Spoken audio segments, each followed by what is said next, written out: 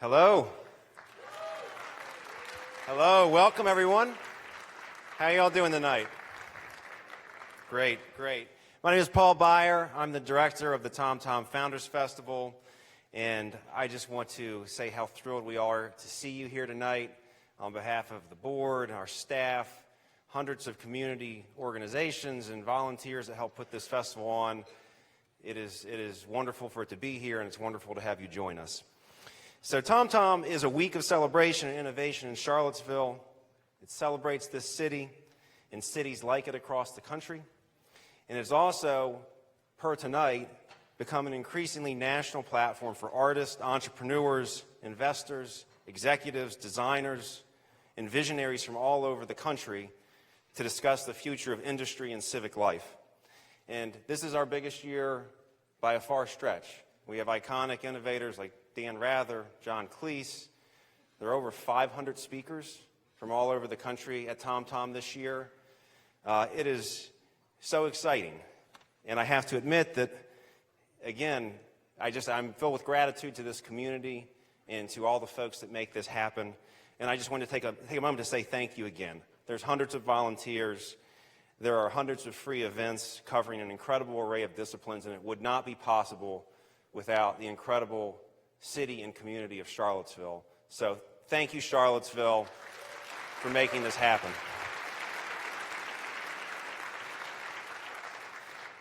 I did want to also take a moment to thank the sponsors of the festival. As I mentioned, hundreds of free events in addition to ticketed events like this, but an awful lot of it is free and accessible and is intentionally made that way. And we wouldn't do this without our sponsors. The American Evolution is the 2019 commemoration. As we head to 2019, Tom Tom will be one of the signature events in the 400-year commemoration of Virginia to discuss innovation and entrepreneurship here in the Commonwealth. And I could not say enough about the University of Virginia. This has been our longest and our largest partner. You can take it from the big side. We have 12 schools and departments and initiatives at the university that are our key partners. There's also 300 student volunteers pouring beer, handing out programs, greeting you all, and we would not be able to do this without the University of Virginia. Yeah, thank you. We also want to thank our other premier sponsors. We're very excited to see the Kauffman Foundation join us this year, in addition to the Quantitative Foundation, Seaville Weekly, and New Belgium Brewing. So thank you as well. And it brings us to tonight. The Miller Center hosting this event with us in the second year. Also joined in wanting to thank the Paramount Theater, this wonderful, beautiful venue that has been a home to Tom Tom now for 4 years, the Hartfield Foundation, all bringing this conversation to you tonight. And as I mentioned, this is the second year of partnership with the Miller Center. This partnership developed last year with an event about the first 100 days of Trump with Senator Mark Warner and Peter Baker. And it was a particularly compelling event for me because Tom Tom is often focused on entrepreneurship and art and creativity and naturally references the multidisciplinary legacy of Thomas Jefferson. And for those that don't know, this is Thomas Jefferson's birthday week, and it's a little bit of a nod to his legacy.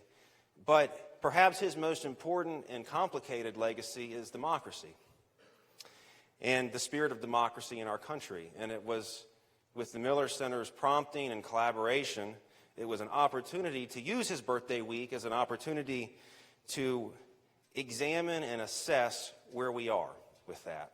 And I think you'll obviously see that tonight with an incredible array of speakers doing exactly that with the Office of the Presidency. So with all of that said, I wanted to introduce Bill Antholis, who is the director of the Miller Center. He is also on our board at Tom Tom, so I always like to thank him for his service, and thank you for your ongoing collaboration with Tom Tom. Please welcome Bill Antholis.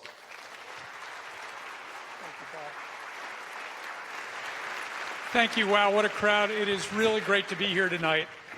Before we bring out our first guest, I wanted to just first thank Paul and Tom Tom and the entire community of Charlottesville for this collaboration. This has been a real pleasure for us. It brings us downtown. I live 2 blocks from here, so being downtown is the easiest commute for me of all. It's much better than battling traffic all the way across town to the Miller Center.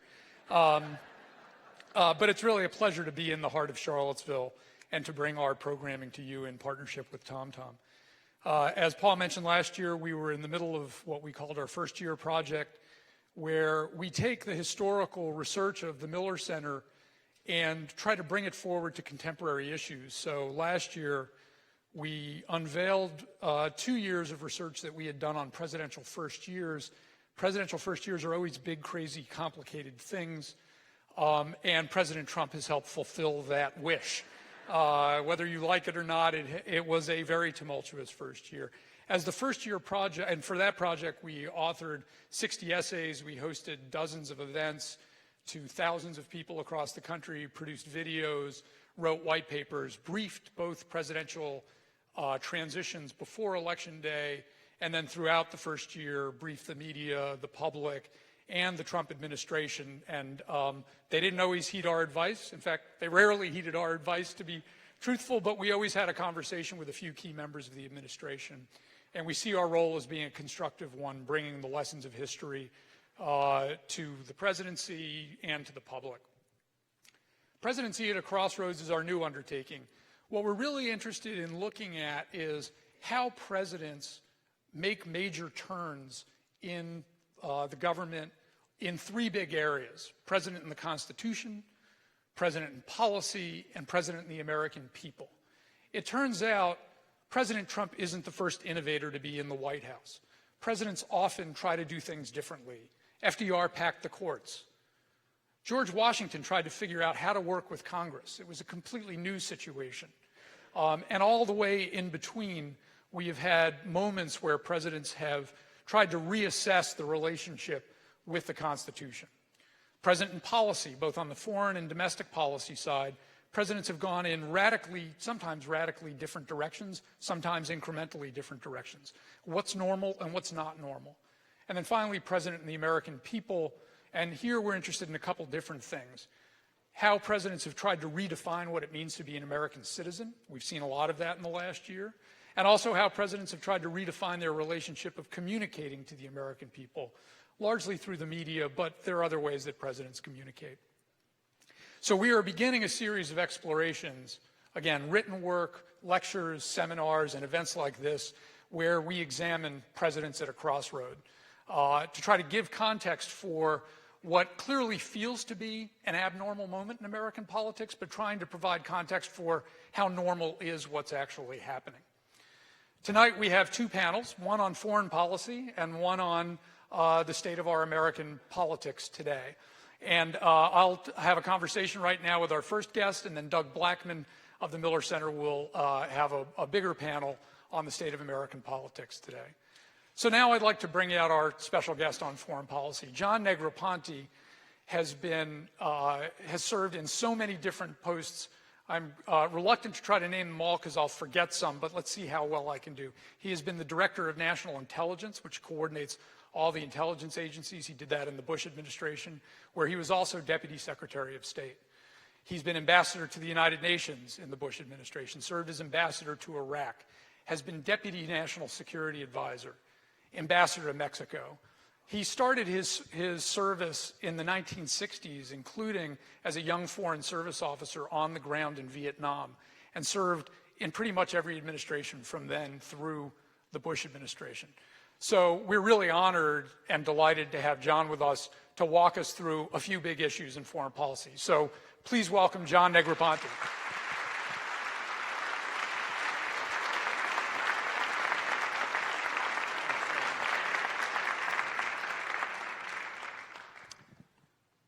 So John, how normal is this? Let's start. You've served in so many great positions. You've served at the cabinet level, both as ambassador to the United Nations and Director of National Intelligence. And Deputy Secretary of State ends up being practically a cabinet level post because of the range of commitments. You were Deputy National Security Advisor in the Reagan White House, where within a year the Secretary of State was gone, Al Haig. turnover happens in these jobs. Bill Clinton lost a Secretary of Defense.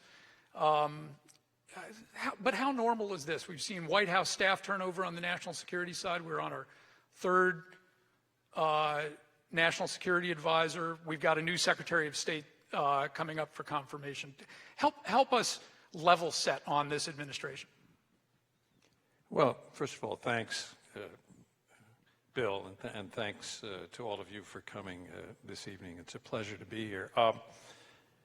Well, I don't think we know for sure how normal or abnormal this might be, because we can't foresee how the remainder of the president's term will work out in regards to personnel turnover and that kind of issue. But let's recall that President Reagan had 6 different national security advisors in his 8-year period as President of the United States. So that's quite a lot of turnover, no matter how you look at it. It's true that the Secretary of State changed, but early in the administration, General Haig left after a little bit more than a year and a half, something like that, and Secretary of State George Shultz filled in behind him for the remainder of his term of office. So he had almost, I think he had a little bit more than 6 years as Secretary of State. So you just can't tell. I think I would not pronounce it abnormal at this particular point in time. I think we have to wait. Sometimes there's a shakedown period, particularly with a new president who has not had a lot of prior government experience. In this case, he had no prior government experience. So getting used to how to do the job and figuring out what he's comfortable with, I think may take a certain amount of time. The one thing I can say for certain is that the president, first of all, he has the authority to organize himself and his office for foreign policy in just about any way that he wishes, and there have been many, many different models over history.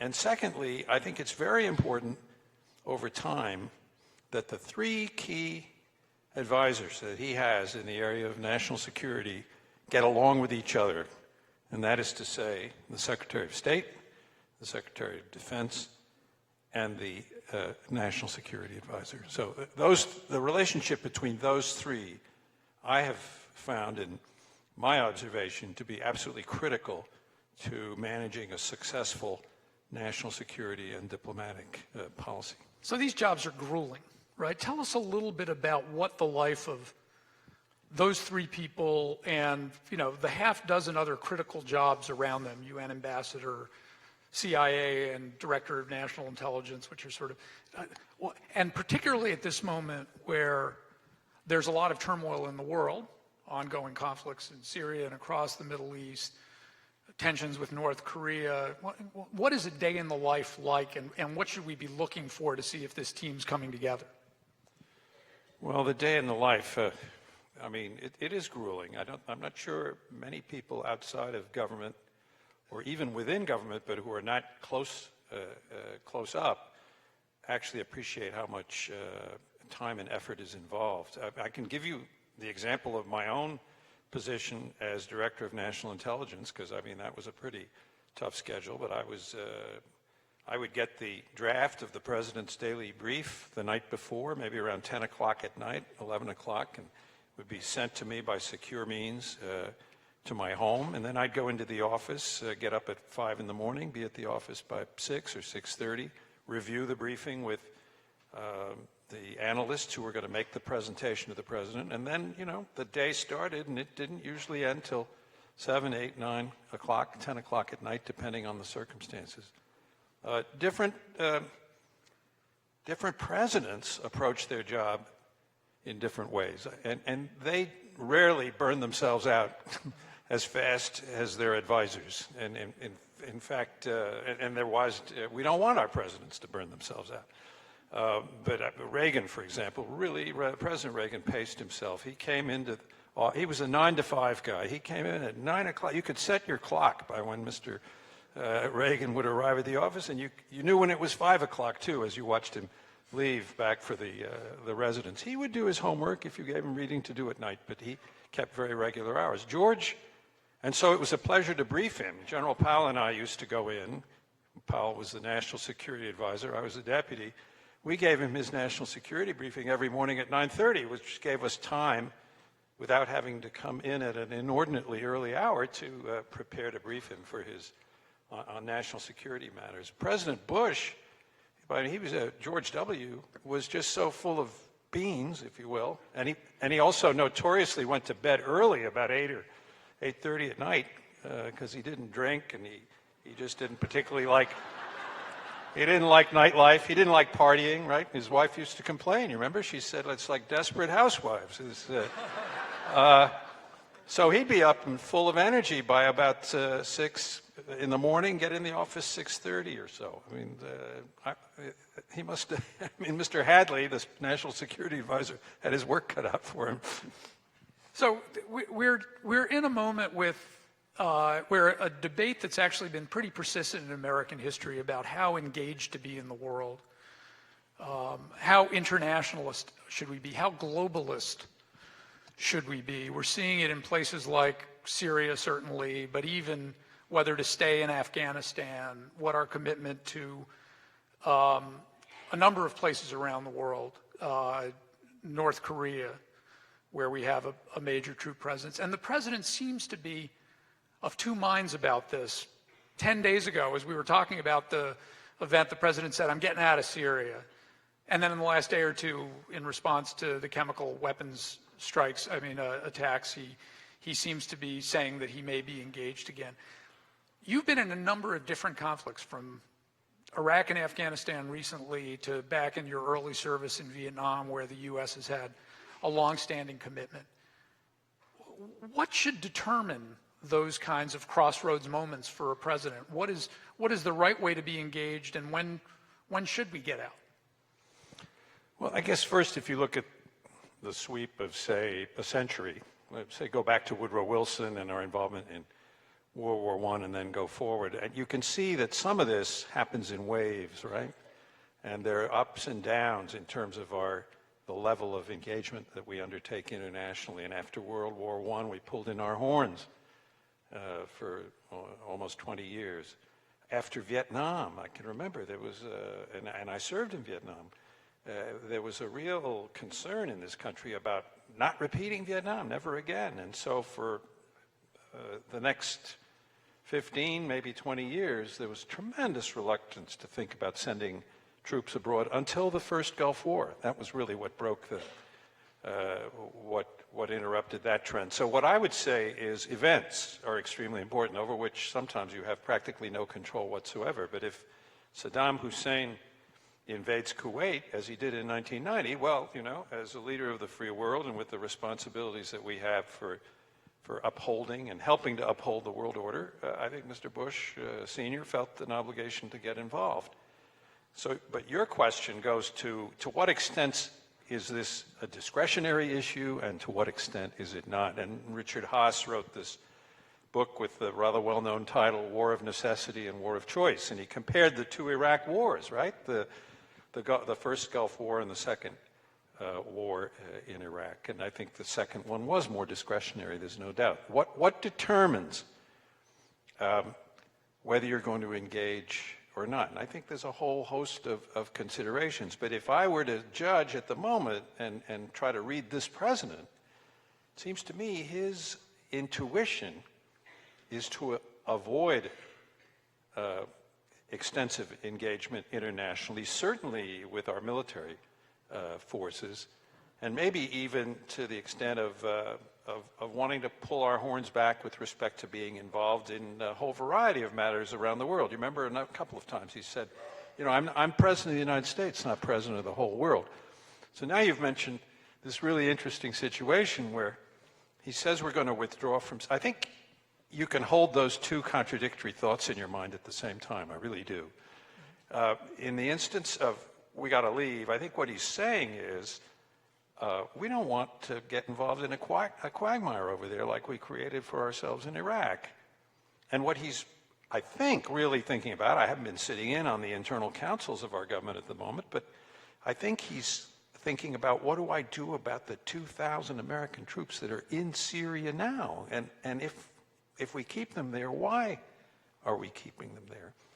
And then he's suddenly confronted with this issue of the use of chemical weapons by the Syrian government against their own people, these dramatic photographs. You never underestimate the impact that photographs can have on decision-making in the White House. You have these dramatic pictures of people being burned and maimed and killed by these weapons. And so now he's got to do something about it. And clearly he's got to respond. In my view, I don't think he has any choice in the matter. The question is going to be, do I respond in some kind of a one-off fashion to show that, to punish the Syrian government for doing that and say that if you do it again, we'll do it again? Or do I try to get more involved and try to shape some kind of a solution for the Syrian problem, which up until now has completely eluded us and which I think is a bit of a fool's errand? Yeah, he did one of those strikes a year ago. And now he may come back and do another one. What does this cycle feel like if you're in a White House? Well, I mean, it's there's a process. Some people are somewhat skeptical about how much of a process there is at the moment, but within the White House and within the national security system. But there are these key players we're talking about: the State Department, the military, and the National Security Advisor. And the way the process works, of course, is if the president says, well, give me some military options, then the Pentagon is going to draw up several different possible choices of sort of low, medium, and high options in terms of intensity, if you will, and duration. And then that idea will be vetted amongst these key players in the National Security Council, and ideally then they'll make a recommendation. The president will take his decision. But it can be very feverish, depending on how quickly he wants to do something. I gather, and I'm curious to know how much you followed this, that a similar debate in those councils happened about how deep and how long to stay in Afghanistan. With the military in particular, Mattis pushing him to stay and him wanting to get out. Give us a little sense of both what you know about that, and even if you're not as closely familiar, what does that position feel like if you're a cabinet secretary urging a president to do something he doesn't want to do? Right.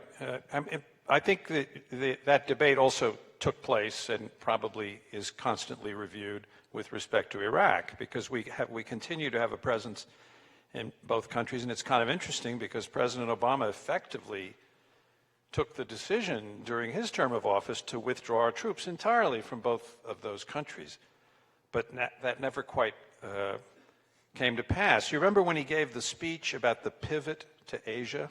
He was in Australia. He was speaking to the Australian Parliament, and he says, we're going to pivot a lot of the focus of our diplomacy and national security to the East Asia Pacific region, because that's sort of the demographic and economic epicenter of the world, and it's sort of a recognition of the trend of the rise of China, rise of India, and so forth. And I read that speech as also saying, look, I want to get out of Afghanistan. I want to change the focus and concentration of our country abroad on Asia rather than the Middle East and South Asia. But it turned out, I think, in some senses, just not to be feasible. And we have so many, I hate to use the word, but we have so many sunk costs in those countries that I think a lot of people are reluctant to just throw the entire baby out with the bathwater. And I think what the search is for is some level of commitment by the United States in both of those countries that helps give encouragement to the good guys, if you will, and provides a minimum or a modicum, really, of military and intelligence support, right? Logistics, intelligence, and so forth, but does it at a politically sustainable cost for the United States, but is enough to actually make a difference. It isn't just a drop in the bucket. It's something that is consequential over there. And you'd be surprised how much difference it can make to these forces locally if they know that the United States in some tangible way and visible way has got their back. So you mentioned intelligence in that mix, and before we pass the baton to the next panel, I do want to come to issues of intelligence. You were the Director of National Intelligence. Big, complicated issues running through the intelligence agencies, all of them, CIA, Defense Intelligence Agency, others that collect and use information. You wrestled with some big ones post 9/11 and those Bush administration days, and then with the ongoing wars. So give us a sense of some of those issues, but also with the intelligence agencies themselves now being called into question, President Trump calling them the D-State, talking about intelligence failures in Iraq and elsewhere. How do you assess the state of our intelligence community, which is a huge part of the federal budget? It dwarfs the State Department, where you served for much of your career. Just give us a sense of how we should think about intelligence. Actually, it doesn't dwarf the State Department. It's roughly equivalent in the size of the budget, although there seems to be a concerted effort to reduce the State Department budget back in Washington, whereas the intelligence community had the intelligence or prescience or luck to have its budget buried inside the Pentagon budget, which goes up inexorably. So you can, as a rule of thumb, assume that about 10% of the Pentagon budget goes to intelligence expenditures. So that's a lot of money. First, I'd like to sort of say something that's sort of a bottom line question, which is I really do think our intelligence is one heck of a lot better today than it was at the time of 9/11. It's better integrated. We've got the agencies pretty much working from the same sheet of music. We've got the law enforcement and the intelligence people working much better together than they used to. That was kind of an anathema in the old days, and I think FBI, CIA relations are pretty good now. And technology has been our friend in the conduct of intelligence activities and operations, because we can integrate all these different streams of knowledge that we have, whether they come from human intelligence or aerial observation or from signals intelligence. We can integrate them in real time so that you can carry out such amazing operations as the one that ended up killing Abu Musab al-Zarqawi in Iraq with a couple of shots, because we were able to locate him and track him and finally bring him down. So, and our special operations particularly, and that's true, of course, with Zarqawi and bin Laden, I think the level of proficiency and competence of American special operations is sort of, in my opinion, at some sort of a zenith at the moment. And I think that's one of the great accomplishments of our intelligence community. So the important thing about intelligence, the things that have gotten us into trouble in the past and which we always have to guard against, is to be sure we really understand what it is we're looking at. Many of the intelligence failures have been failures of analysis. They've not been failures of collection. Just like the weapons of mass destruction fiasco with respect to Iraq, where we ended up believing a source who was making the stuff up and saying that Saddam had weapons of mass destruction. So you have to constantly check yourself and build safeguards throughout the community so that they can always, reevaluate what their conclusions are. Take any set of facts and then maybe give that set of facts to more than one group of people to analyze and see if you come up with different results, that kind of thing. But that, I think, is really important. I think they've done a lot to accomplish that. And as I said earlier, I think our intelligence community is in better shape than it was 15 years ago. So is there a deep state? Is the intelligence community concerned about or opposed to a president that seems to want to withdraw from the world? If you take in the most sophisticated version of the critique against the intelligence community, they're all globalists. They're committed to a global presence, and we have a president who wants to put America first, and they want to bring him down because he doesn't believe in their global reach. Do you believe that? I'm asking you. I don't think so. I think he started out with this expressed skepticism about the intelligence community, and he said the so-called intelligence community. But I note, and he said he wasn't going to take the daily brief, but he ended up taking it anyway, and he takes it now with regularity, and he even comments favorably upon it. I think part of it, you know, there is this in conservative and circles and those outside of government, you know, outside of the Beltway, who think of this bureaucracy that has some kind of a hammerlock on the way the country is run, and that you're inescapably a prisoner of that system. The truth of the matter is, these are capable, dedicated people waiting to be led. That's what they want. Seriously. And, you know, the more leadership, they want to know what the president wants to do. They're not going to decide whether we stay involved in Afghanistan or Iraq. That is genuinely and truly above their pay grade, and they know it. Well, with respect to what the president wants to do, I think we're going to turn that over to our next panel. But John, let me thank you for giving us some backdrop on a very big, complicated world that we live in, and a president who, like many presidents in their first year, is learning their way. So as we watch his way go forward, we hope to continue to come back to you for guidance and advice. Thank you very much. So I'm now going to introduce just the moderator of our next panel. To those of you who are regulars at the Miller Center, you know him well. Doug Blackmon is a senior fellow at the Miller Center. He is a Pulitzer Prize-winning author for Slavery by Another Name.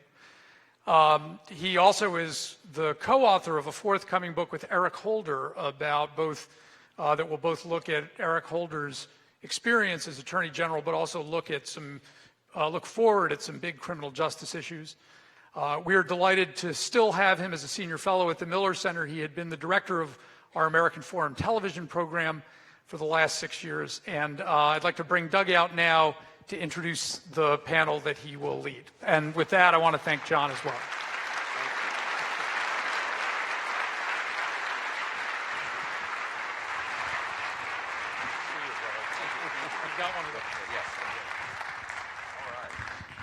Well, I'm going to change our plan slightly, and to give the stagehands a second to, if you guys want to go ahead and add the chairs, then we'll do that. And while that's happening, I'll quickly introduce the folks who are going to be coming out in just a minute.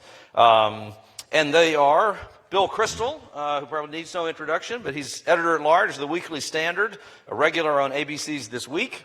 Here we are. All right, we've got him. All right. We're set.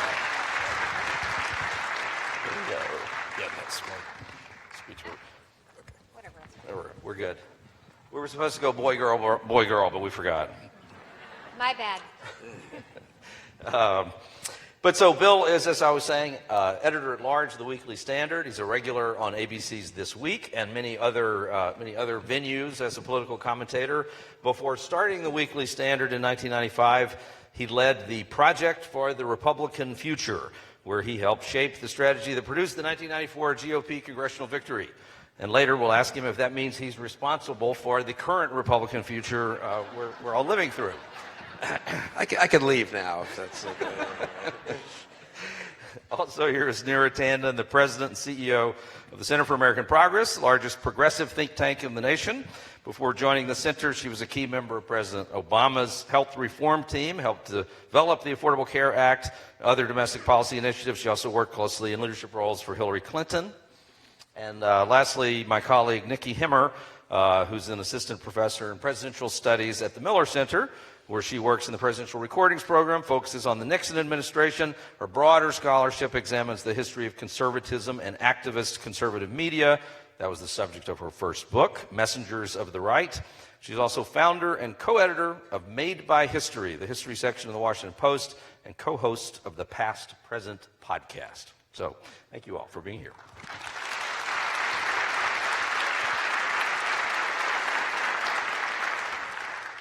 So we're going to talk for a little while amongst us, and then try to save some time for some questions from the audience as well. But Bill, I was partly serious with my little joke. in terms of how we got to the present place we're in the country now, and you've been a harsh critic of President Trump and some of the things that have happened. You were a vocal never-Trumper. But in terms of sort of the question of whether it was either certainly a school of thought that says the rise of conservative media and the unleashing of the further right libertarian Republican activism, that is a key part of how we got to what feels like a destabilized politics of the moment. But is that an unfair thing to lay at your feet? Yeah, basically. But I'm used to it, right? It's great. It's great to come to get attacked from the left, attacked from the right. It's cheers me up. It'll be very easy on you today. No, Neera's the only person who's nice to me. And I'm attacking from the center. The Clinton Democrats and the never-Trump Republicans get along reasonably well. Look, I mean, it turns out, no, I mean, I think, look, I'm not a libertarian, but I mean, blaming Trump on the libertarians is a little weird. Trump's the opposite of that. It turns out, and there's a kind of populism on the right and on the left. Some of that populism seemed to be, at the time, to me, a healthy response to an excessively establishmentarian politics, to the failures of elites on both foreign policy and domestic policy, bipartisan failures, I would say. But on the Republican side, I was sympathetic to some of those revolts. Some of the people produced by the Tea Party and so forth were impressive, others not so much. I think Trump is a little sui generis. I do think the one thing I would say is people like me probably underestimated the degree. We always knew, as in any political party that gets 60 million votes, some millions of those voters are not motivated by high ideals or deep convictions or principles. They just don't like certain groups or certain people, or they hate people on the other side, even more than much more than they care about any positive agenda on your side. That's just a fact of life. You can't change human nature and human beings. I do think probably people like me underestimated maybe the size, but especially the strength of that tendency on the right in the Republican Party, exacerbated by many things, failures of the Republican establishment, objective things like wage stagnation and so forth, excessive hatred of President Obama, which sort of drove them a little crazy, some things with conservative media that Nikki can talk about more than I, but that also changed over the years. I mean, I think Fox, which I was involved in on Fox News Sunday for about 10 years, was conservative, certainly. And though, of course, it was fair and balanced, but nonetheless, it wasn't quite fair and balanced, but it wasn't crazy, honestly, or very little of it was, And I think the move, and this is something historians and political scientists will have to really look at, the move from just being too ideological, a little bit blinkered, let's say, in the way you look at things, maybe a little bit too much knee-jerk hostility to big government and all this sort of stuff, or to, ascribing more power to political correctness and more damage to it than it really has caused, though it's caused some. Where that morphed into really conspiracy theorizing and kookiness is a big question. But in 2012, 2011-12, we thought Trump's embrace of birtherism was a disgrace. I bet 3/4 of the people, 90% of people on Fox said that. I criticized Romney, I remember, for even accepting Trump's endorsement. I thought that was sort of inappropriate in early 2012. And if you had told me that 4 years later, the Republican Party, admittedly a minority of the total vote and so forth, would nominate someone who had been at the forefront of birtherism, I would have been surprised, and I honestly still am surprised. Good, Nikki, yeah. Yeah, I would actually sit at that moment where Mitt Romney takes Donald Trump's endorsement in 2012 and think about what the dynamics were, because I think that actually helps us understand Trump's purchase within the Republican Party. Donald Trump had been a regular on Fox and Friends, which is now a show he frequents and watches every morning. Controls public policy in America. And it does. And the fact that he was actually someone who regularly appeared on there, I think, matters, and that his okay was seen as something that Mitt Romney, who's a very different politician than Donald Trump, that Mitt Romney felt that he needed his endorsement or that he was getting something important from his endorsement, tells us something about how blurred already the line was between conservative ideology and conservative values, and then this more sort of effective conspiracy theorizing, trigger the libs kind of politics that Donald Trump represents. Yeah, I think if you want to step back at or think about this as at a 60,000 foot level, I've been in politics for 20 years. I worked for Bill Clinton. Hillary Clinton, Barack Obama. We went through the 90s where there was a lot of, personal scandal, politics of personal destruction. I think at the really high level, you could look at the last 10 years and say that a lot of what's happened has been a reaction to a sort of far-right freak out in a lot of parts of the country, to a reaction, which has been a reaction to an African-American president, which I have to say progressives did not really anticipate. Sort of thought if you could get elected, wouldn't be that kind of seminal break. I mean, I was consistently astounded during the Obama years, the level of vitriolic hatred and personal hatred of Obama, who was, oriented towards people forget this now, but his whole orientation towards politics, his 2004 speech was about red America and blue America, and I think the thing that shocked him probably the most was that there was this deep reaction to him. And I remember going through the 2012 budget negotiations, and I think he was literally shocked. People would threaten a debt trigger because they couldn't come to an agreement with him. And I think historians will evaluate how much of the rise of Trumpism is a response, and I'd have to say 100%, no excuse for it. I mean, a racist response, a xenophobic response to an African-American president is not justified. But we've had progressive presidents before who did not engender the rise of Trump. I mean, if you close your eyes and think of the polar opposite of Barack Obama in temperament, personality, way they look, except height, it is Donald Trump. I mean, there's like the most opposite person to hold the same job in the history of humanity, as far as I can tell. And I want us to get into more, the missiles may be flying as we speak, so we've got to get into the current before too long. But if we start a war, someone could just shout out. That'd be helpful. But on that, I don't particularly necessarily disagree with what you just said, Neera, about that the election of a black president triggered some of these things. At the same time, though, I wrote a lot about the Tea Party for the Wall Street Journal. I think I wrote the authoritative account of the beginnings of the Tea Party movement. But what was also so striking about that is that in both of the Obama election years, you also had a black Republican candidate who did extremely well for a period of time. Herman Cain turned out to be a big joke, but did lead in the polls. And so you have this perplexing thing of that some of the very same people who I think were alarmed by the sight of an African-American president in the White House, but also showed real support for a conservative African-American candidate at times. And I still can't quite figure out how to reconcile that. Well, I think that Barack Obama acted as a catalyst for a lot of things that were already happening, because if you look in the 1990s and the 20aughts, you can see some of the same issue sets that were already being activated, whether it was by Pat Buchanan in 1991-92, who was also running on an America First campaign that blended protectionism and sort of more isolationist foreign policy with a bunch of culture wars issues.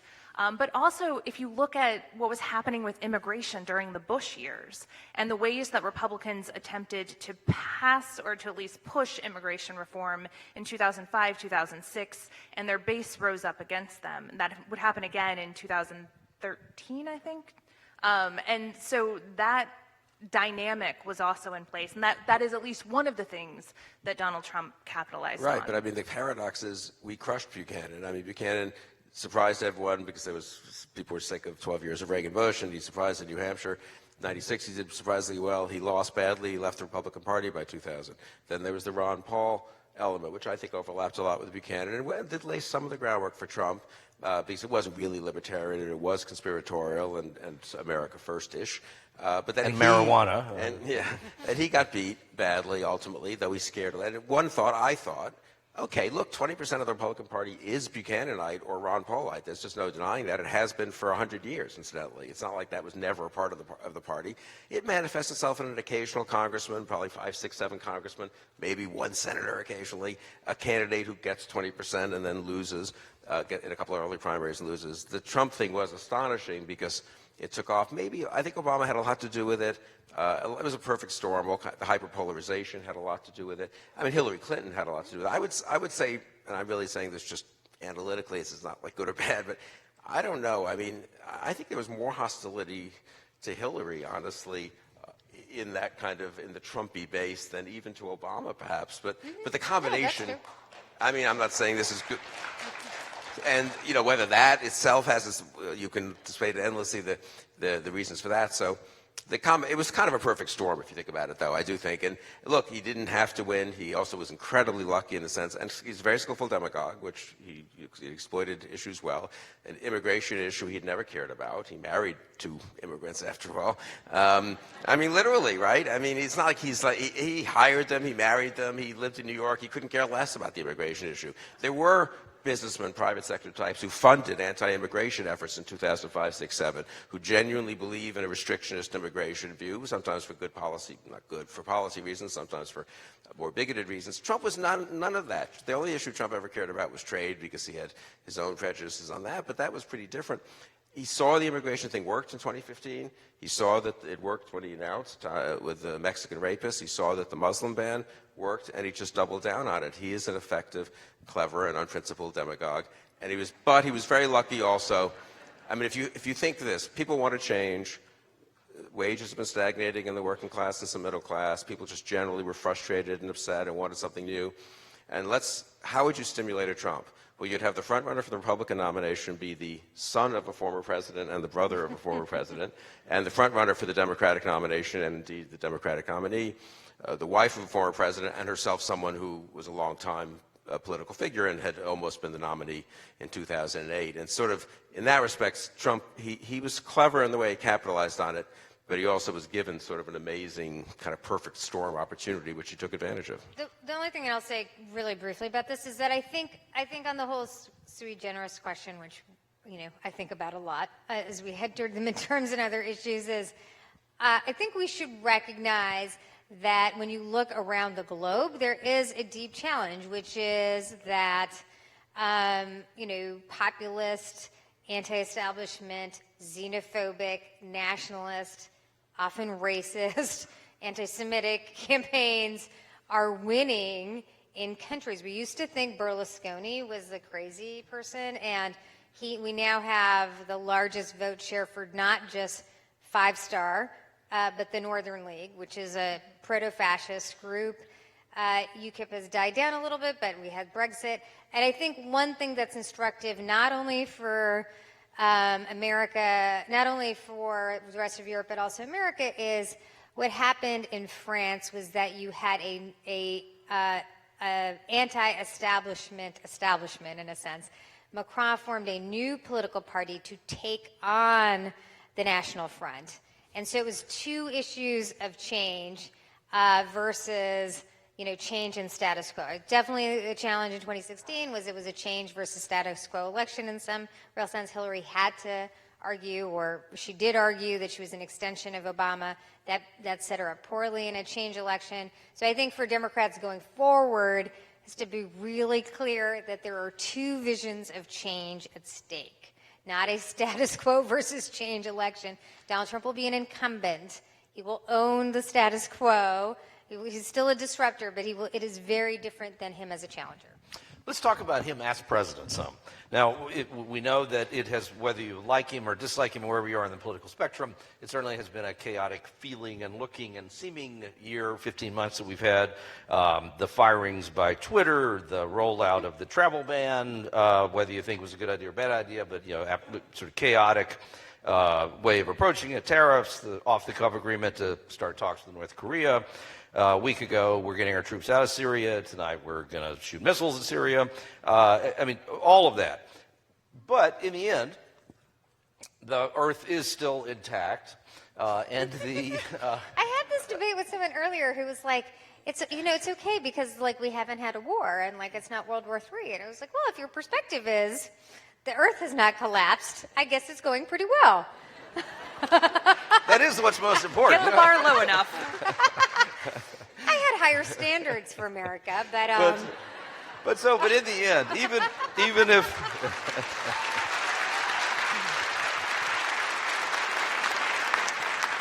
But in the end, presuming, hopefully, that we do endure, or maybe even have a few successes during this period of time, in the end, though, what's the real impact of this on the presidency or on the government, of the manner of governance that we've had over this past year? Where does it lead us?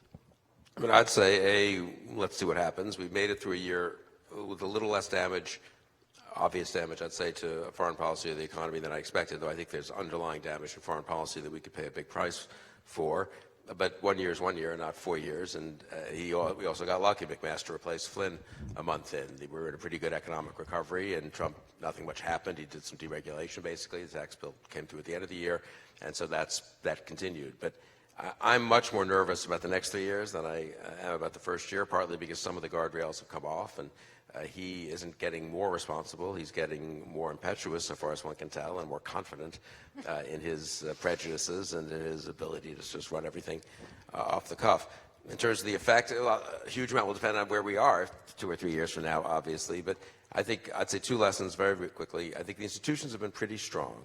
I mean, that's the founders set up the country well. It developed over 200 years. We have a strong civil society, pretty strong separation of powers, federalism, private sector, limited government. Liberals have rediscovered the virtues of the federal government having limits on its power, the president having limits on his power. I wish conservatives had Yeah, done well, that.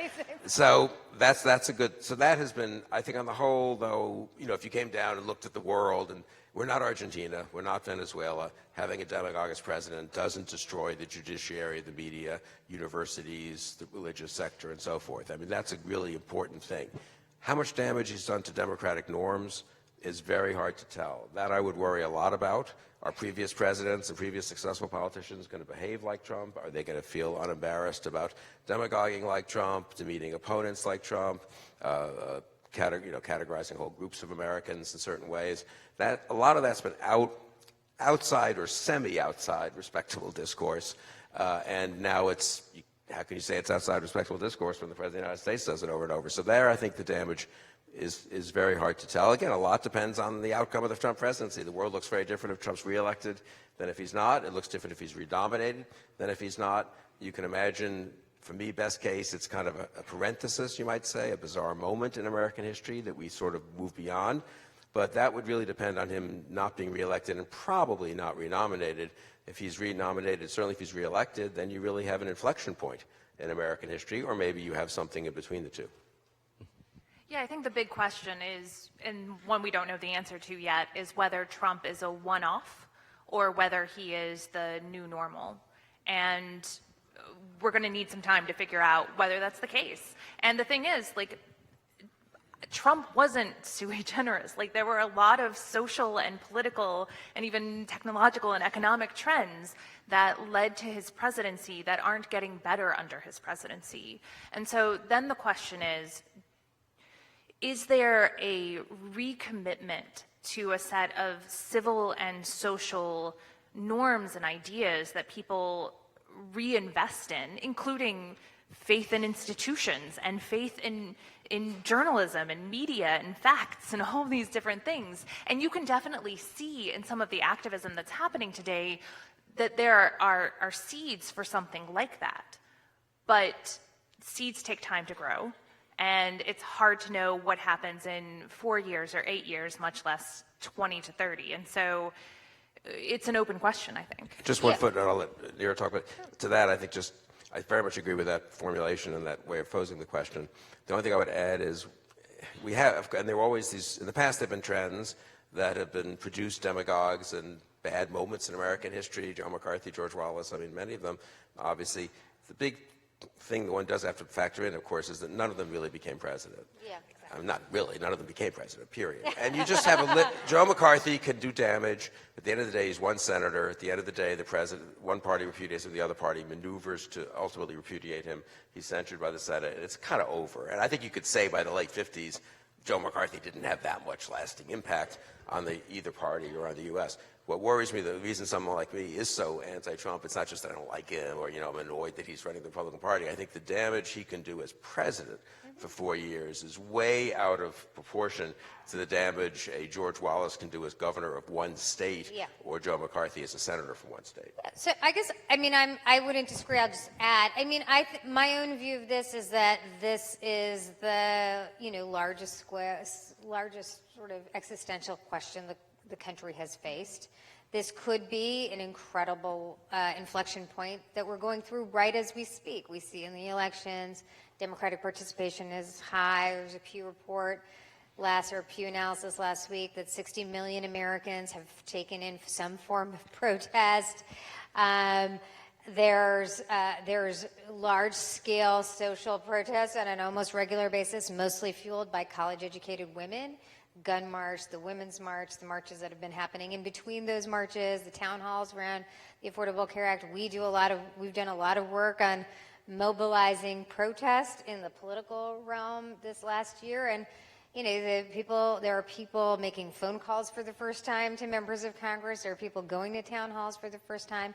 So, we'll see in the midterms, and then obviously in the future, that whether this was a moment that was a fluke that created a counter response in favor of democracy. What I'm optimistic about is that when you look at Europe, where a right-wing nationalist populist country person has come to power, so a kind of perfect example of that is Orban in Hungary. The opposition really died down, got depressed, and demobilized. That has definitely not happened in the United States. We've seen a large-scale mobilization. People are very much looking forward to the midterms. If Democrats do not take power, I think that will be deeply depressing to a lot of people, and they may demobilize then. But, we could be in a moment where we look back and say this is the time where, similarly in the 1960s almost, it was a big moment where big questions were debated and a majority formed of Clinton Democrats and never Trumpers and a whole range of other people to reject a politics of division. At the heart of everything Trump does, it is to divide people against each other. And in some of the elections we've seen so far, there's been repudiation of that, large-scale repudiation of that, even though ads have been meant to divide people and to attack immigrants, et cetera. So, we could be in a period where the country has grown stronger from what I would say is a moral, psychological, deeply divisive wound. That is the Trump presidency, in my view, and we build a stronger democracy for it. That is what I'm hopeful for. Of course, the other scenario is.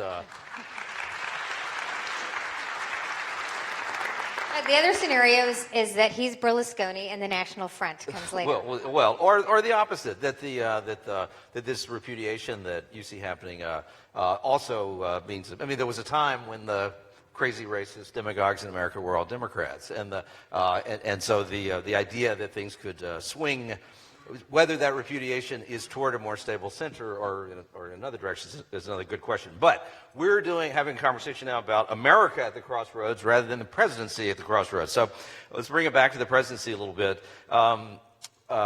Bill and Nikki have both offered their formula for why Trump was elected. Last month, Neera, I think you tweeted, the way Trump won was by cheating. Russian hacking, Russian bots. Impossible to say all of this didn't affect 70,000 votes. And then you've since said then his policies in office have aligned almost perfectly with the Kremlin's goals.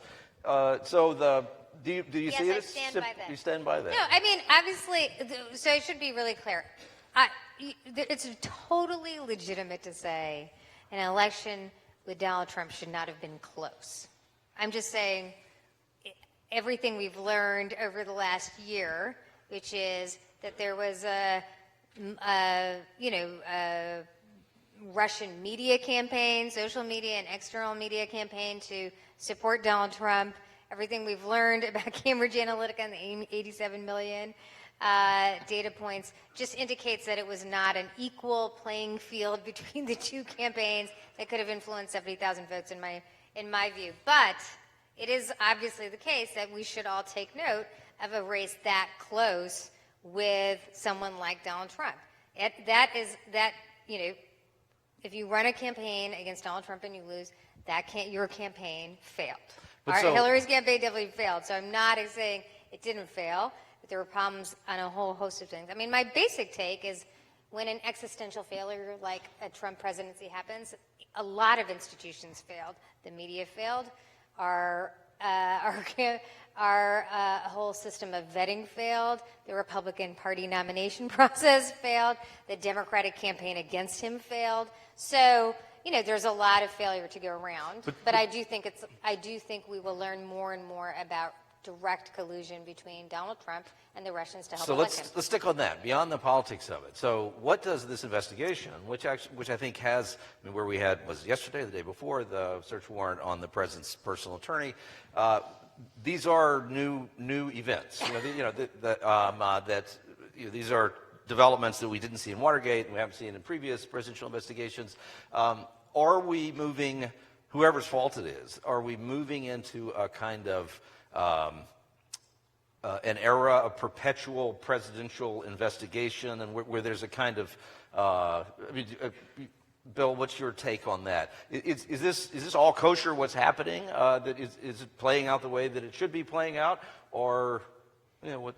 Yeah, I mean, there should be an investigation of what happened, and Comey was investigating it with the FBI under the supervision of the Attorney General. If Trump didn't fired Comey, the Deputy Attorney General decided to appoint Mueller, extremely well-respected figure, as special counsel, and he's been investigating it, so it should play out. And we should see what he discovers. I think it's been done by the book. He's about a leak-free, and he's a man of great, I think, of good character and great accomplishment. And I think, yeah, absolutely it should play out.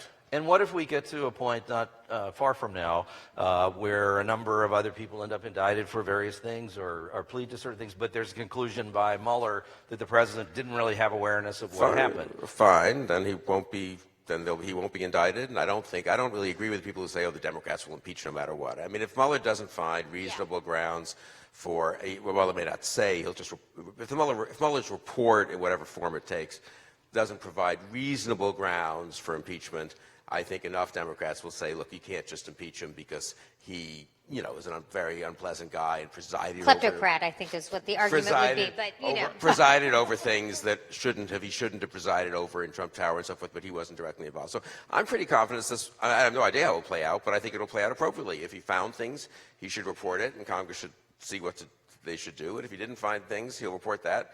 And then Trump will be president. So Trump should just let the investigation go forward. And I think it's really fake news for Trump to pretend that this is somehow crippling his presidency. It is not.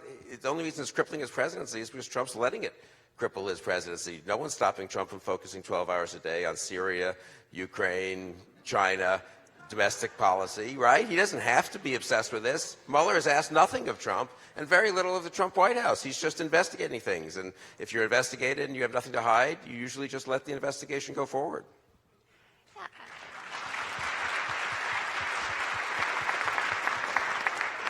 And I would just add a few things to that. And one is that, when it comes to the interference in the election, there are lots of different things to parse out. A really healthy democracy probably wouldn't have been as vulnerable to the kinds of interference that the U.S. experienced. And so it's worth thinking about the ways to shore up that democracy. But I do think that it's worth thinking about the ways that investigations of administrations have been deeply politicized over the past 10 to 20 years, which might have made it easier to kind of push back against the Mueller investigation. I mean, we saw kind of this endless investigations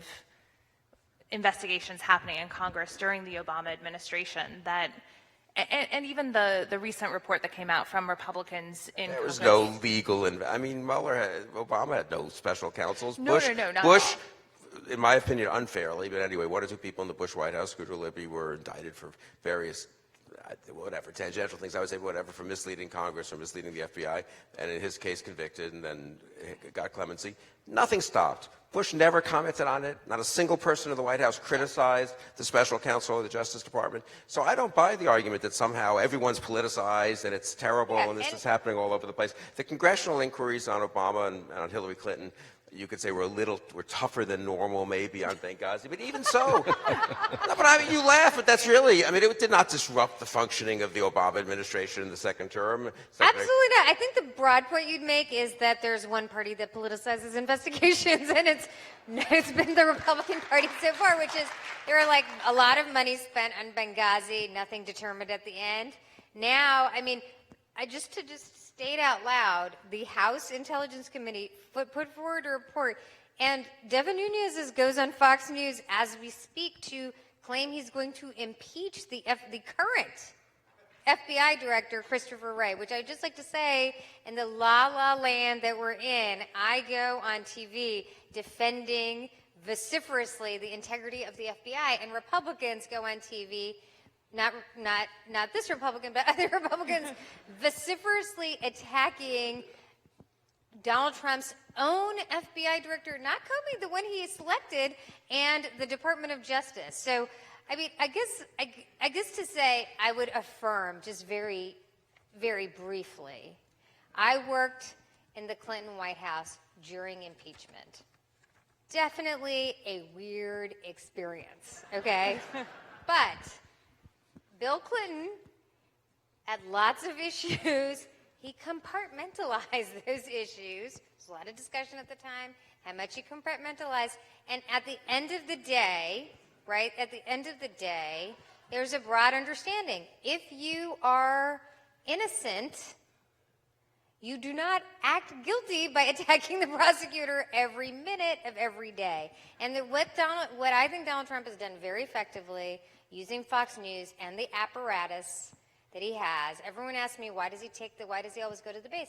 It's because he has made it very, Mueller could indict tomorrow, right? He wouldn't indict. He could issue a report that clearly specifies a series of reasons why he should be indicted and impeached by the Congress. And I think that is absolutely the case. If he doesn't, Democrats will not do anything. If he does, it is a watershed event in the country because there's that much respect for him. But I do not believe in my bones this Republican House would do a damn thing with that report. And that is the discipline that Donald Trump has implemented on the Republican Party. Paul Ryan allowed Devin Nunes to viciously attack the FBI, and a large number of Republicans believe today that the FBI is out to get Donald Trump, which is ridiculous. It is a ridiculous notion, but that is the world we live in today.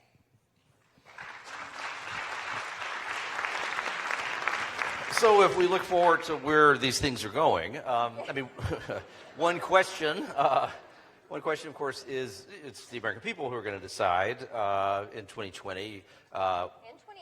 Well, in 2018 for sure, but when it comes to the, and in both these races, but certainly in 2020, the idea, assuming President Trump is still president, and assuming that he is a vigorous candidate for the nomination and the nominee for the party, all those things that Bill was referring to, but that's when the American people will decide what kind of presidency what they gravitate to. And I wonder what you think, very briefly.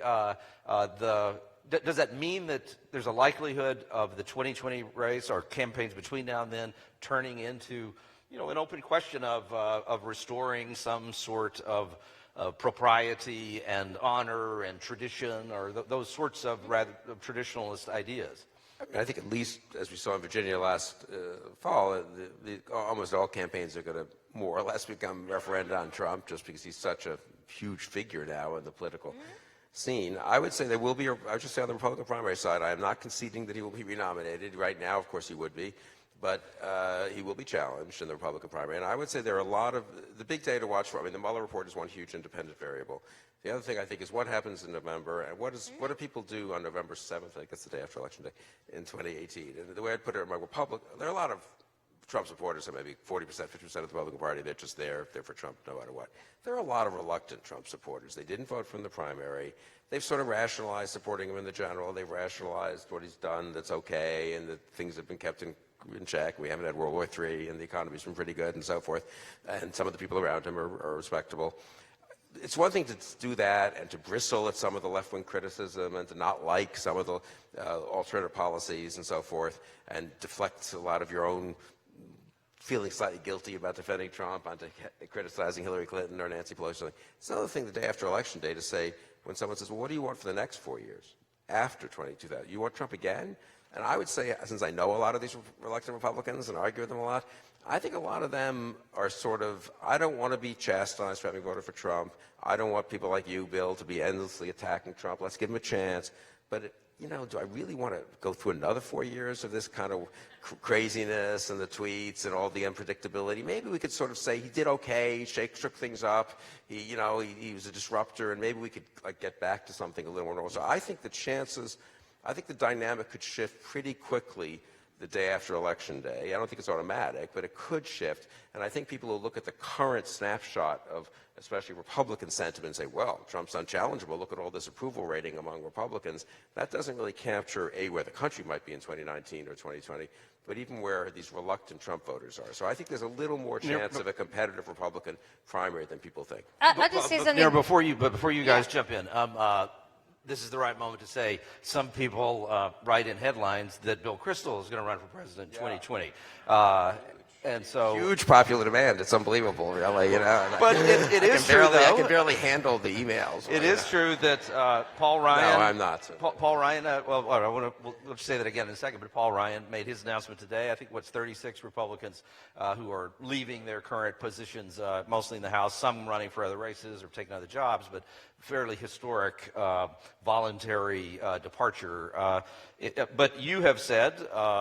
I'm choosing not to, and of course those folks are not necessarily leaving the GOP, but you've said, I'm choosing not to leave the GOP, I'm choosing not to accept the Trumpification of the party as irreversible, prefer to fight rather than to switch.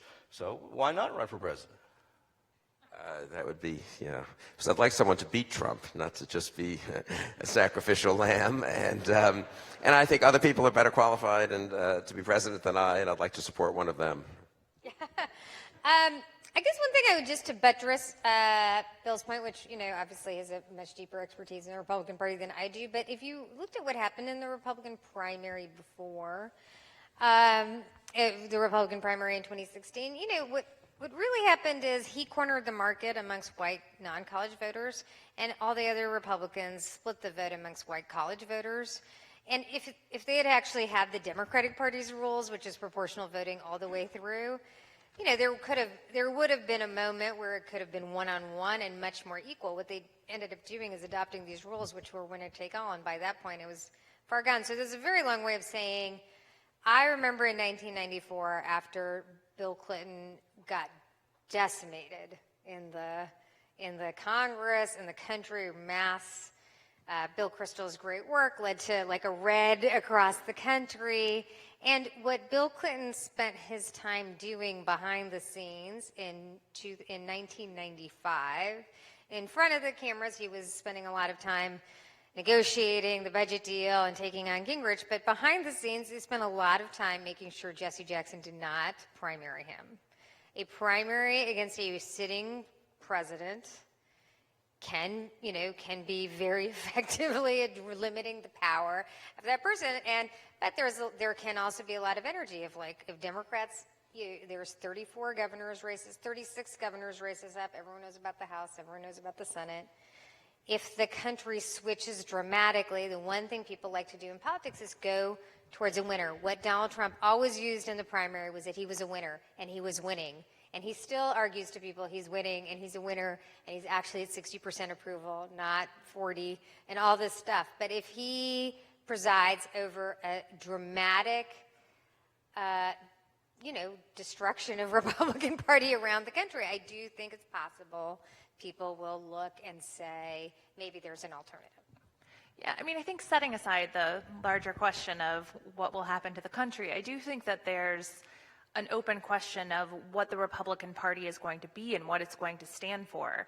And as someone who has spent a career studying conservatism and thought she understood what conservatives stood for, and then has seen the way that conservatives have voted and then talked about Donald Trump in various ways, it's not entirely clear what the Republican Party is going to look like in 2 years and 4 years and 10 years and what it's going to stand for. And because we're in a two-party system, the way that the Republican Party reorients itself is going to reorient more broadly the conversations that we have about politics. So I think that it's important, even if you're not a Republican, to follow and invest yourself in the direction the Republican Party is going, because I think that is probably the most open question in politics right now, and one with profound consequences for everyone, even outside of the party. Well, it's an interesting sort of historical detail. We often don't think of it this way, but I always say that we've really had a three-party system for more than a century. Up until the mid-1960s, though, there were two Democratic parties, the white supremacist Democrats of the South and the Union Northeastern Labor Party of the Northeast among Democrats. Then the Democrats, sort of by accident and tragedy, fell into, to some degree, the Civil Rights Act of 1964, those events of the mid-60s. They did propel the Civil Rights Oh, they Act. did. It But was it's They voted for it. well, but without the sad assassination of John F. Kennedy, probably wouldn't have happened. Certainly not in the circumstances that it did. But so the Democratic Party ended up, though, without really setting out to do it, ended up expelling or taking steps that expelled the white supremacist wing of the party out forever, and then manifestations of that migrated more toward the Republican Party. And so the question now is, I think, for Republicans, is there a way, is there a formal way for the party to save itself, in effect, by orchestrating such an expulsion of sorts, or a separation between the two wings of the party? I mean, but the way American parties work is they don't really formally expel anyone; they just defeat people. And I think this is right. I totally agree with you. I mean, look, what does American exceptionalism mean? It means a lot of things, but really, literally, from a social science point of view, one of the things it means is that American conservatism was not mostly like European conservatism. Also meant that American liberalism was not like European socialism sliding into communism. I mean, that's literally what the social scientists meant in the 20s and 30s when they talked about American exception. We don't have a communist party. We don't have a fascist party. We don't have red and black fighting in the streets, whatever. We had some of it. We had a little bit of it in the 30s. Huey popped up in places, Father Coughlin, Huey Long, but never at the national level. Why so much is at stake with Trump, from my point of view, is yes, you could have a Republican Party in America that is really a European-style conservative party, and a pretty nasty European-style conservative party, maybe a little closer to Hungary than to, a more respectable one. Yeah, not Christian Democrats. And therefore, that really would be bad for the country. And it would be bad for liberals. It would be bad for Democrats. I mean, you don't want one of your two major parties to be sort of outside what has been the sort of American common discourse. Maybe it's a little boring to have a center-left and a center-right party, but it's ultimately pretty healthy for the country. So that, I think, is what is at stake over the next, I agree very much with that, 2, 4, 6, 8 years. And it's interesting thinking about events today with Paul Ryan deciding to drop out of the race, because the person that was sort of lurking in the wings in the Republican Party was Paul Nehlen, who is kind of this alt-right racist figure. And I don't think that he's going to win that election, but when you have all of these folks like Jeff Flake just kind of not running for election again, it leaves it as an open question who's going to fill in that vacuum. But see, I mean, I just need to say, it's so interesting. I mean, for years, and I'll say this really briefly, for years, people saw Paul Ryan's libertarianism, anti-welfare state, pro-tax cut theory of the world as the dominant political theory of Washington. And, I mean, I think today we basically have learned that the Paul Ryans are dead in the Republican Party. No offense, Don. But, whatever happened, Paul Ryan has conceded to Donald Trump that he controls the Republican Party. Now, the good news to me is people, I mean, probably not for you, but maybe it is. Republican identification is Donald Trump's hold in the Republican Party. Republicans agree with Donald Trump 80, 85%. The people who are identifying as Republican is declining. So it is like people who don't like Donald Trump are just leaving and becoming independent. They're not becoming Democrats. They're just becoming independents. But it is, the tariffs, the xenophobia, the anti-immigrant position, that is the opposite of everything Paul Ryan has ever stood for. And that is not the discourse of the Republican Party today. So, I mean, it could be he's going to lose, but it really seems to me like he's like, I'm not a leader of the Republican Party anymore. The drama of 2012 to 2018, I guess historians will write it this way, is Romney takes Ryan as his VP, and that sort of solidifies the notion that this is the future.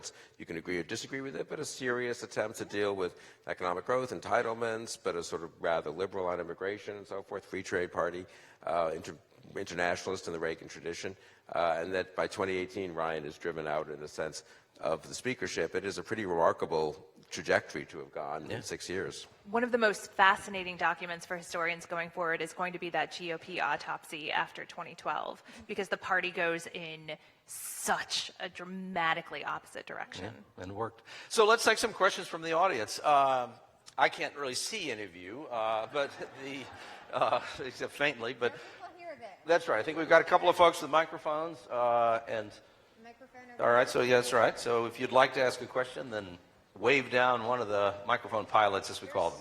All right, here we go, right here. Let's take a question here. Yep.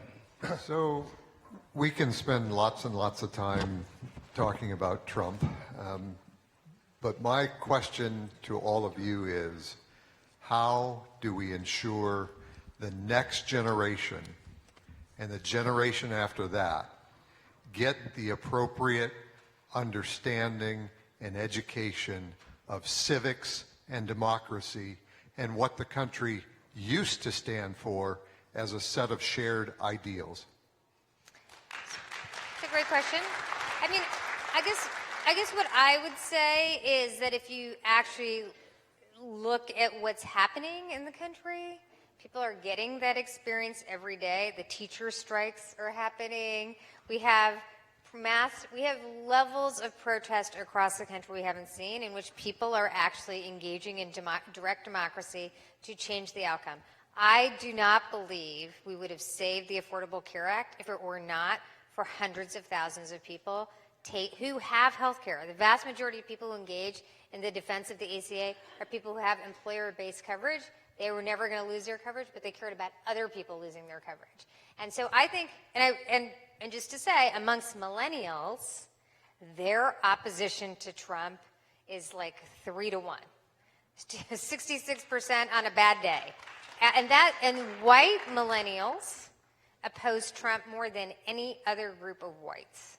So, I mean, if you're looking at a long-term trajectory, we could look at this moment and say, what happened in America is just California in 1992, which is Pete Wilson won, but it did create an inflection point for the country. Yeah, I'm a critic of American higher education, civic education. No, I mean, I think we don't do a very good job of it in all kinds of ways that many, many people across the political spectrum have worried about and agreed. On the other hand, I very much agree with Neera. It is kind of ironic. Trump's strongest supporters are Americans 65 and older who allegedly were educated in the golden age of civic education, which was in some ways, I mean, ironically was, I think, better in some ways. Millennials who've gotten so little of the history and the civic education and are distracted with their phones and all this sort of stuff are the most resistant to Trump. So I do think it gets back, and this is a point that I think Nikki hinted at before, we didn't really, I mean, this is where automation, technology, globalization, I mean, real world events have shocked older Americans in ways that have made them open, unfortunately, in my view, to Trump. But I do think, to their credit, younger Americans have been somewhat resistant to it. Yeah, I would just backstop that and say that I think we make a mistake if we boil down all of the problems that are happening right now to problems of education. Because I think that it's not necessarily always a problem of knowledge, but it's a difference of worldviews and interests that sometimes get recoded as issues of education, which they're not necessarily. It's also worth remembering that the folks historically over the last 50 years, the folks who've had the biggest problem with civics-driven activity in schools and the Pledge of Allegiance and such, those concerns about that came from the left and a worry about indoctrination by the government. And so it's probably worthy of a rethinking about the importance of some of those central mores. I also saw some data recently related to presidential contenders on the Democratic side. And what was particularly interesting about that to me was that among these millennial voters, when the Obama messages of hope and change were tested on them, they had absolutely no interest, complete disinterest and sort of rejection of that. What they really liked were the notions of Democratic candidates who were going to be fighters, and that they really want someone to punch back. And so I think that's an interesting, what that may portend for what's coming is interesting too. But let's get another question. Sure, right there. Kind of a natural follow-up to the previous one. My question is about presidential debates. In the last round, the Republican and Democratic parties and broadcast network personnel showed their incompetence to control the participants and allowed much talking over and interjection, often like a form of the Jerry Springer show. Can we revive sponsorship by the League of Women Voters or commission members of the National Association of Parliamentarians to conduct an enforceable by rules civil debate? Am I the only one who cares about this? What are the prospects for such a revision? I mean, it's a lovely idea. But you can imagine, I mean, just imagine the 17 contenders in the Republican debates sitting down, and Donald Trump's one of them, and you're trying to have the League of Women Voters enforce Robert's Rules of Order on this debate. Like, it's probably going to go about the same as it went. I mean, I also have to say, like, I think we should recognize Trump is transforming everything, right? So he governs by tweet. Everything is a form of WrestleMania or Mortal Kombat. I mean, I will turn on your TV, turn on the way people sell their books. Like, I mean, I think I am as open to attacking the media as anyone else about things, particularly after 2016. But I think we actually also have to look in the mirror that something has allowed the world, the country, to be governed by reality TV show. I mean, I think 50% of what Trump says about firing people or not firing people is all his way of dominating news coverage, because you have a bunch of talking heads who are like, will he or won't he? Will he or won't he? Just like, is he going to fire this person or is he going to fire that person in The Apprentice? And I think we have to recognize that that is a problem with us, not with just the media, but with us. You know, like he gets high ratings. Shows that do this get high ratings. Like, it's our fault. People are like, nobody needs to watch, and they do. There was some journalistic malpractice, though, some terribly incompetent performance, including by some friends of mine. So, but I won't name them. Let's get another question in. Sure, right here. Hi, mine has to do with misogyny in the GOP. I worked for Misogyny and sorry, what in was the GOP. I worked for a senator back in the 80s and saw from the inside. It was Al D'Amato, and I saw from the inside when Geraldine Ferraro became the vice presidential nominee, how they really masterfully went for the jugular, and it was really because she was a woman, a strong woman. And, you know, as soon as Hillary Clinton came in with Bill Clinton, you saw it happen again and again. And there was a lot of that underlying with the election that kind of got ignored. Can you guys address that a little bit? Why don't I take a stab? I think, you know, there's been lots of studies about women who seek executive jobs needing to express their ambition in ways in which there's, you know, you can't express your ambition openly. You have to be about serving other people. I mean, there have been a lot of books written. There will be a lot of books written about the treatment of Hillary Clinton by the media and misogyny. The true test, I think, will be a lot of reporters, many of them are my friends, believe that it's not women who engendered negative coverage. It's Hillary. It's the baggage of Hillary. It's her personality. It's her character.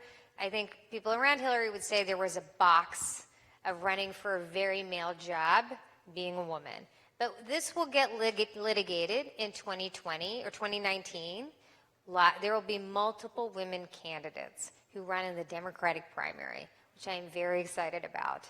How they are treated will be the test of whether it was Hillary Clinton or misogyny.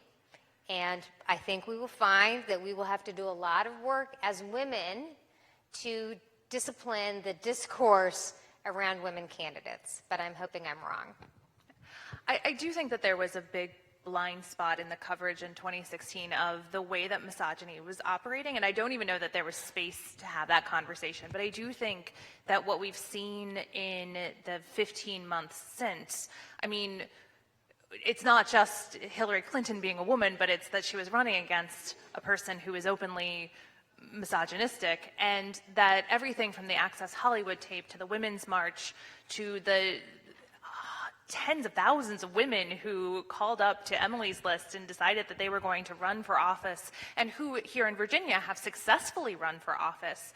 I think that it's not just that they're a test of whether misogyny played a role in Hillary Clinton and the 2016 election, but they're evidence that women at least felt that misogyny played a role in the 2016 election. They felt silenced by the results of that election and are trying to reverse course on that. And what we've seen in the past 15 months is women saying that there needs to be a different kind of politics in the United States, and then modeling and creating that new kind of politics. Yeah, I'll just be very brief about this. Women, if you look at all the protests we've had, the gun march, fronted by a lot of incredible teenagers, but the actual marchers, the teacher strikes, the healthcare rallies, and obviously the 2 women's marches, which were the largest protests in American history, I absolutely agree. It is a primal scream amongst women saying the election of Donald Trump, not all women, but lots of women, particularly college-educated women, the election of a man who had the Access Hollywood videotape, who said the things he did, that now we have 19 women who've come forward saying they were assaulted, and he still got elected against one of the most qualified women in the history of the country, is an assault on our dignity. And I think it's going to reverberate. These 86%, this was a poll last year, 86% of the new advocates, new people who are coming into politics, are women. They are mostly mothers, 35 to 55. They have the ability, if they stay in politics in 2018 and 2020, they can transform the country, not for these 2 elections, but for decades to come. And that is the leverage point that I think we may be in.